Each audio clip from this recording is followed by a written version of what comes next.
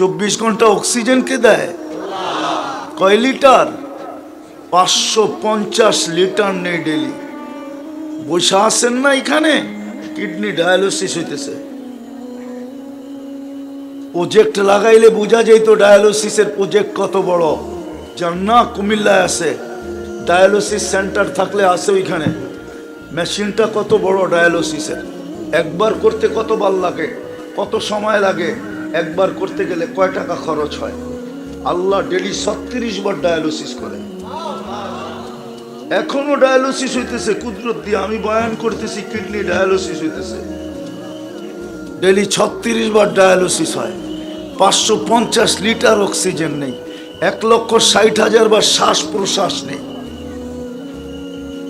আমি শের জায়গায় চলে আসছি, আওয়াজে বোঝা যাইতেছে বক্তা আসতেছে, এই জন্য শের জায়গায় চলে আসছি। আমি আর লম্বা করবো না, যেটা বুঝাইতে চাইতেছি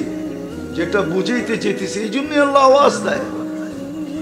আমার চেয়ে বড় দাতা কে আছে বল? সারা দিন গুনাহ করি।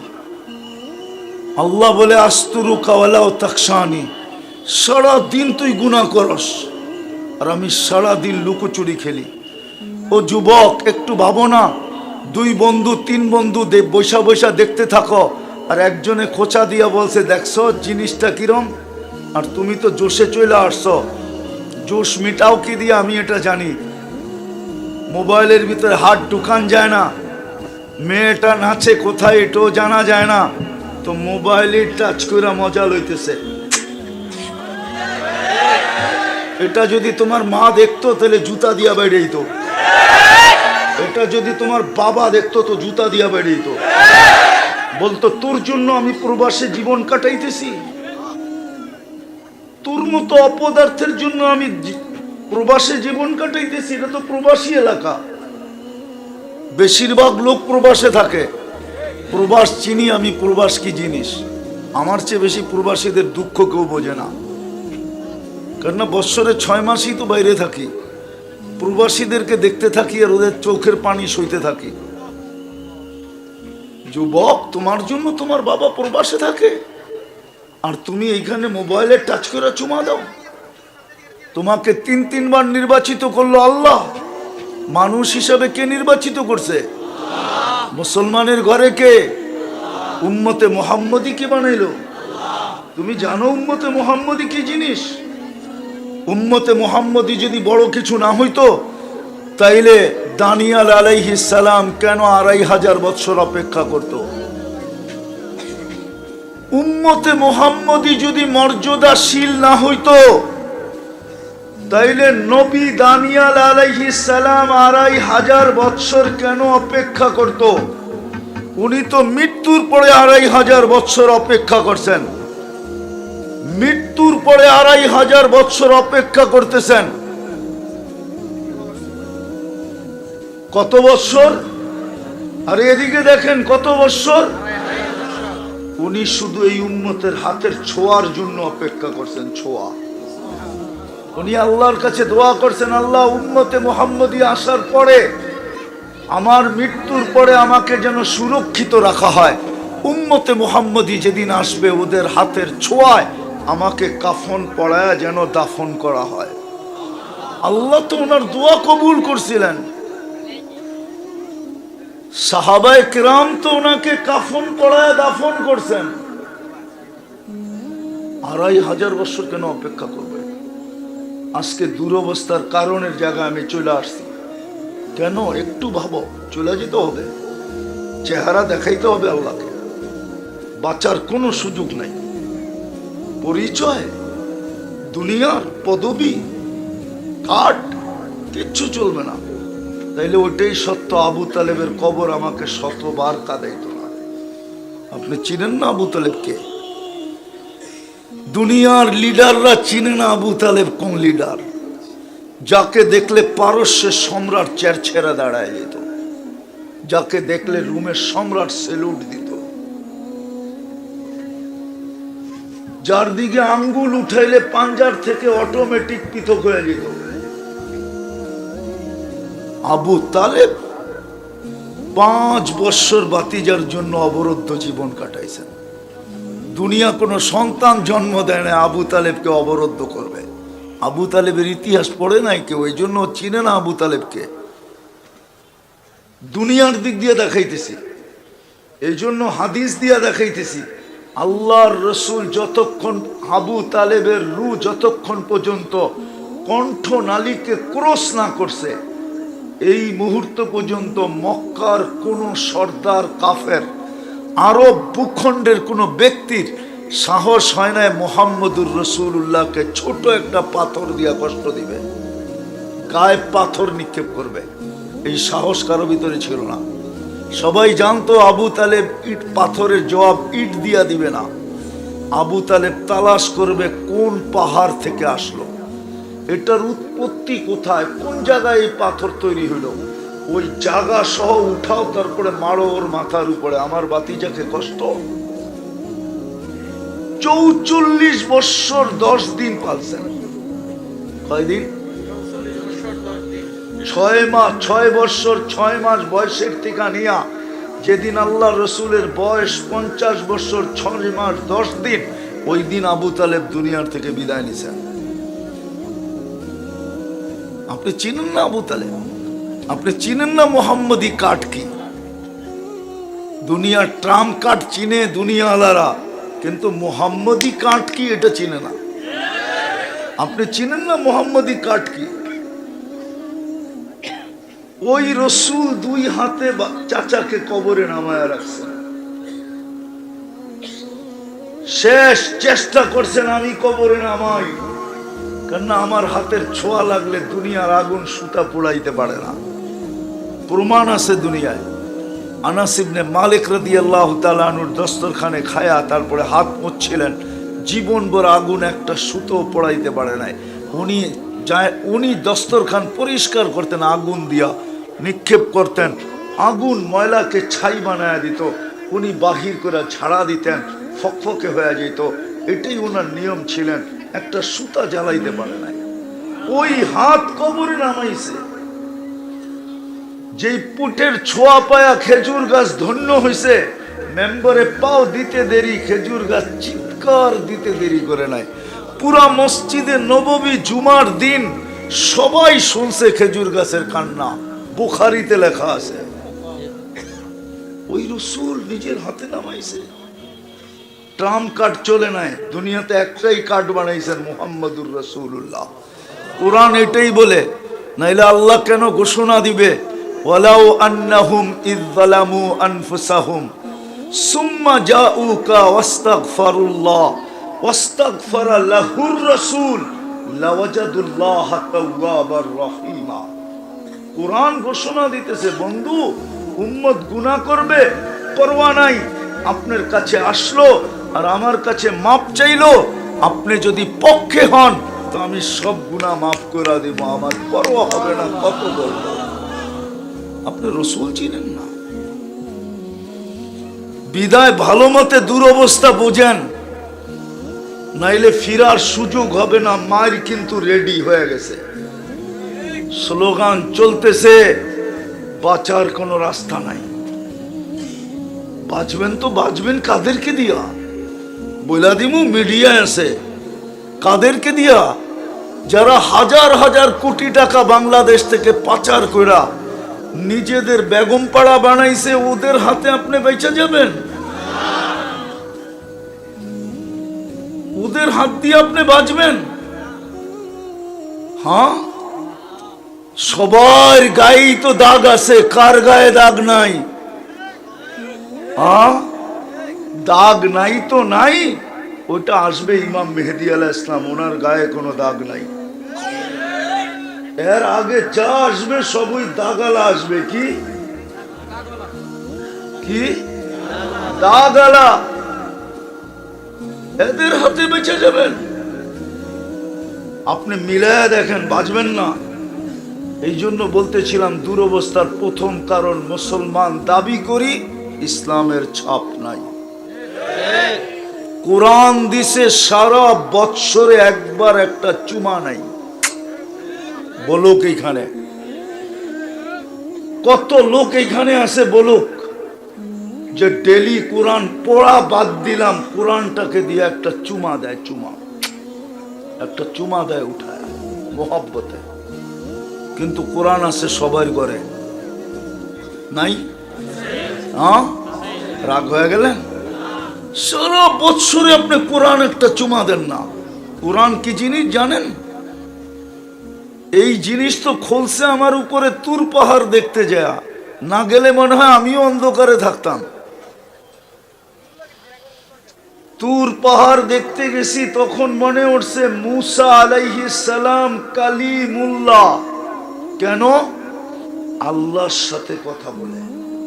কার সাথে? মুসা আলাইহিস সালাম কালিমুল্লাহ কেন? আর আল্লাহ আমাদের সাথে কথা বলে, বলবেন, বলেন, বিদায় দিছিলেন কালামুল্লাহ। আপনি মনে হয় সম্পর্কটা বোঝেন নাই।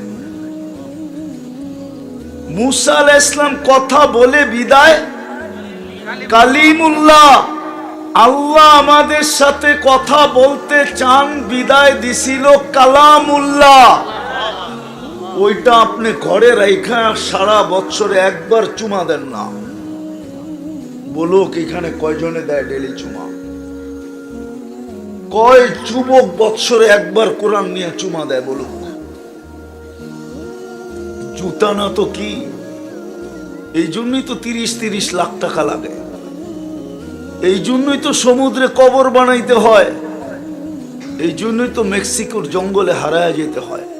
আমি চিনি, আমাকে চিনাইতে হবে না।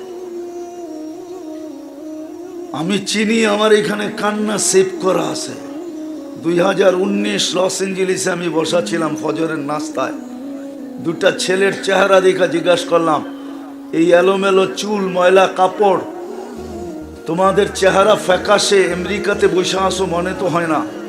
বসে হুজুর বিকালে আমরা জেল থেকে বাহির হয়ে আসছি, আমাদের আপনজন বলতে কেউ নাই, আমরা খুঁজতে খুঁজতে তাবলিগের মার্কাজে চলে আসছি। আমি বললাম জেলে গেল কেন? বলল মেক্সিকো দিয়া ঢুকতে ছিলাম, পুলিশের হাতে পড়া গেছি, কেস লড়তে লড়তে 3 মাস পরে বাহির হলাম, কেস চলতে থাকবে, জিততে পারলে গ্রিন কার্ড পাবো, নাইলে পাবো না। তো বললাম মেক্সিকোতে কত টাকা দিয়ে আসলে? বলে 30 লাখ। কোথায় প্রথম কোথায় আসছিলে? বলে ভেনিজুয়েলা। মানচিত্রের ভিতরে দেখেন ভেনিজুয়েলা কোথায়, মেক্সিকো কোথায়, কয়টা দেশের উপর দিয়ে আসতে হয়। জিজ্ঞাসা করলাম তোমরা দুইজনই ছিলাম? টিম ছিলাম, কিন্তু টিমে আমরা বাংলাদেশি 2-3 জন ছিলাম, আরেকজন কোথায়? তো কানতে ছিল, বলতে ছিল হুজুর মেক্সিকোর জঙ্গলে হারায় গেছে, জানি না ওর পরিণতি কি ঘটছে। তুমি তো ওদের মতো 14 তারিখ উদযাপন করো, ওদের চেয়ে 1000 গুণ বেশি। 14 তারিখ তো আমি আমেরিকাতে দেখছি বৈশা, নিউ ইয়র্কে বৈশা 14 তারিখ দেখছি। লালমার যুবকদের মতো তো মাতাল দেখি নাই। এরা তো ফুল দেয় না, হোটেলে বৈশা খাওয়ায়, পার্সেল দেয়, সেমরির পায়ে ধরে, তারপরও তুই আমাকে লেখা দে I.U। আজ পর্যন্ত তো লেখা দেয় না। 99% তো এখানে শেখ খাওয়া।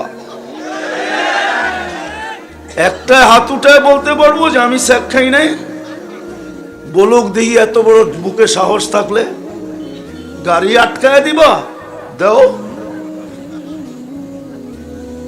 সত্য বলতেছি, শেখ খাওয়া তো সব। 31st নাইট আমি অস্ট্রেলিয়ায় দেখছি, সিডনিতে। শুধু ব্রিজে ছাড়া কোথাও কিছু হয় না। নেটে সার্চ দাও 31st নাইট ইন অস্ট্রেলিয়া লেখা, দেখবা ব্রিজের ছবি আসবে, আর কোথাও ছবি আসবে না।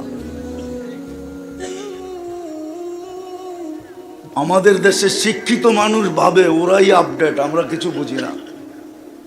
ঢাকায়রা ঢাকার বাইরের সবাইরে বাঙ্গাল বলে। আমাদের সমাজের শিক্ষিত লোক আমাদেরকে, হুজুরদেরকে মনে করে বাঙ্গাল। তারা কিচ্ছু বোঝে না। তো যেটা বুঝাইতেছিলাম, তুমি তো 31st নাইট উদযাপন করো ওদের চেয়ে 100 কোটি গুণ বেশি। লালমাইতে ফাটে না? হ্যাঁ, লালমাইতে হয় না উদযাপন? বাংলাদেশের কোন শহরে হয় না, কোন গ্রামে হয় না? যত টাকা খরচ হয় 31st নাইটের রাত্রে শুধু আতশবাজিতে, ওই টাকা যদি জমা করা হয় বাংলাদেশের ছোটখাটো একটা জেলাকে ধনী বানানো যায়।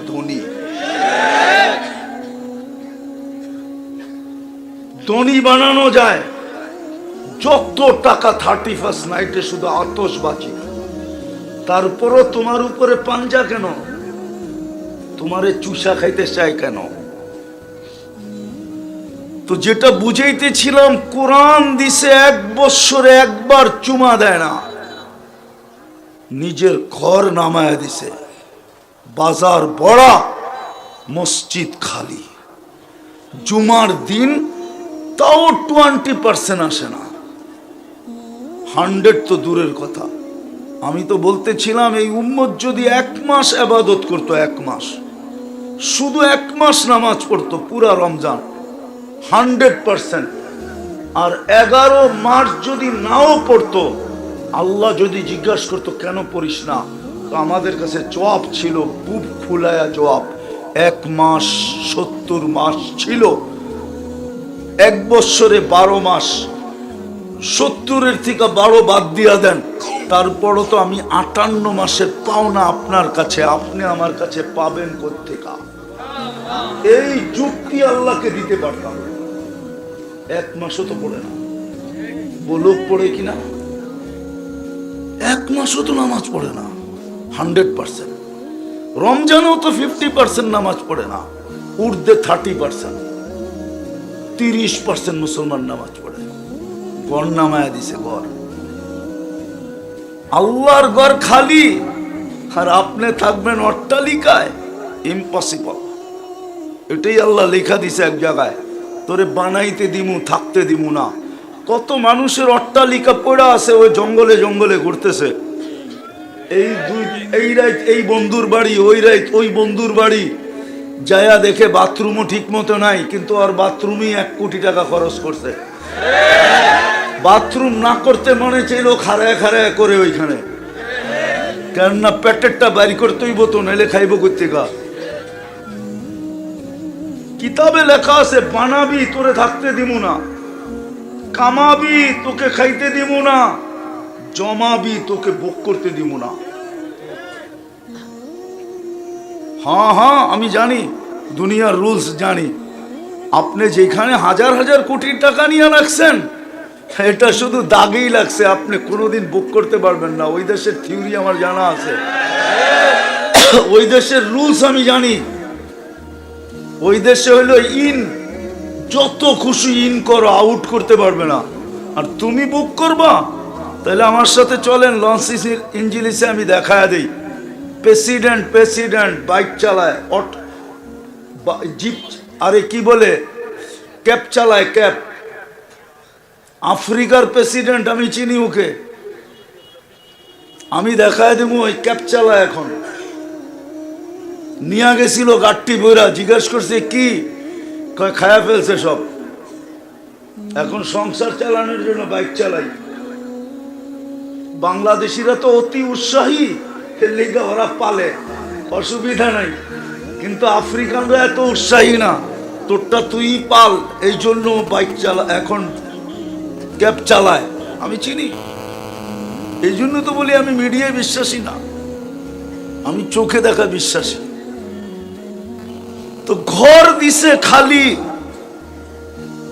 বরানা চলে যেতে হবে কিন্তু কালকে, এটা আল্লাহর সাজানো। এই জন্যই তো বলছেন, আমা তাই তো কাইনা রে তন্দুর বিহা, চক্ষু কি আমি দেই নাই তুই দেখিস? আমা তাই তো কাউদুনা নে তসমাউ বিহা, কান কি আমি দেই নাই তুই শুনিস?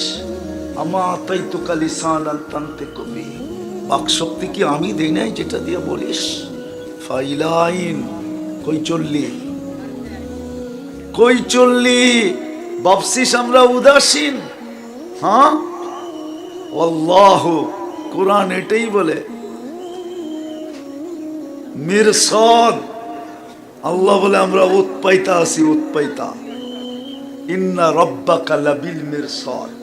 আমরা উৎপাইত আছি, সময় আসতে দেরি, তোমাকে উঠাইতে দেরি করব না। চতুর্থ বইলা শেষ করতেছি। চতুর্থ হইল তোমাদেরকে মুহাম্মদুর রাসূলুল্লাহ দিলাম। এর আদর্শ কতটুকু?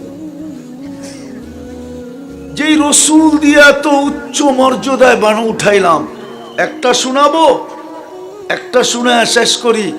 আদম আলাইহিস ইসলাম বলতেছিলেন যে উম্মতে মুহাম্মদীর সাথে আল্লাহ আমার চেয়েও কোটি গুণ বেশি ভালোবাসা। প্রমাণ দেই, তারপরে সুবহানাল্লাহ। আমি একটা ভুল করছি, জান্নাত থেকে বাহির করে দিতে দেরি করে নাই।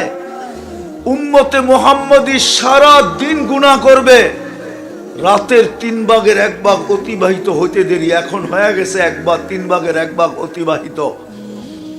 ডাইকা ডাইকা গুনাহ মাফ করবেন, আবার জান্নাত হাতে উঠায়া দিয়ে দিবেন।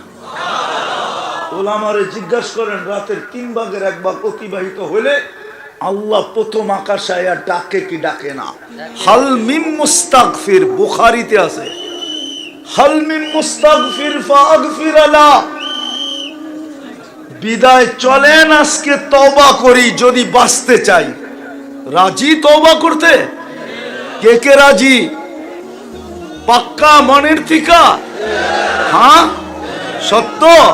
তাহলে বলে দেন, আল্লাহ অতীত থেকে তওবা করলাম, আপনি আমাদের তওবা কবুল করেন, আমাদের গুনাহ মাফ করে দেন। নামান দ্বিতীয় অঙ্গীকার করেন, মসজিদ ভোড়া দেন, মসজিদ ভোড়া দেন। মসজিদ যতদিন বড়বেন না, চিৎকায়া গলা কেন 250 কোটি মরা গেল, বিজয়ের পতাকা কোনোদিন উঠবে না, উঠবে না, বিজয়ের পতাকা কোনোদিন উঠবে না। এই জন্য আজকের থেকে মসজিদ বড়েন। যেদিন জুমার ফজর সমান হবে সংখ্যায়, ওই দিন আমাদের লড়তে হবে না। সকালে সূর্য বিজয়ের পতাকা নিয়ে উঠবে। লেখা নেন, ছাড়া চিৎকার দিয়ে উঠবে না, খালি জান দিবেন আর শহীদ হবেন, কিন্তু বিজয় হবে না। ইতিহাস এটাই বলে, বিজয় হবে না, শুধু চিৎকার দিবেন আর জান দিবেন। হ্যাঁ শহীদ হবেন, এটা মানি, কিন্তু বিজয় হবে না। বিজয় হইলে ওই বললাম না, চোখে এসে দেখায়া বললাম বিজয় হয়ে যেত, বিজয় হয় নাই। ওদের বিশ্বাস হয়ে গেছে, এই জন্য ওরা স্লোগান দিতেছে। আর যেটা বললাম এটা বাড়ি করে বলছি, মসজিদ যতদিন না ভরবে ততদিন মুসলমানের বিজয়ের পালা শুরু হবে না, না, না, না, না। এটা শুধু আমাদের কিতাবে লেখা না, ইহুদিদের কিতাবেও লেখা আছে। প্রমাণ নিবেন? ইহুদিদের কিতাবে লেখা আছে, যেই দিন মুসলমানের জুমার জামাত আর ফজরের জামাত সমান হবে, ওই দিন মুসলমানের বিজয়ের পালা শুরু হবে, এর আগে হবে না। বড়বেন মসজিদ, বড়বেন কি দিয়া? গরু আর ছাগল দিয়া না নিজেরা নামাজ পড়া? পাক্কা তো? কে কে? আল্লাহ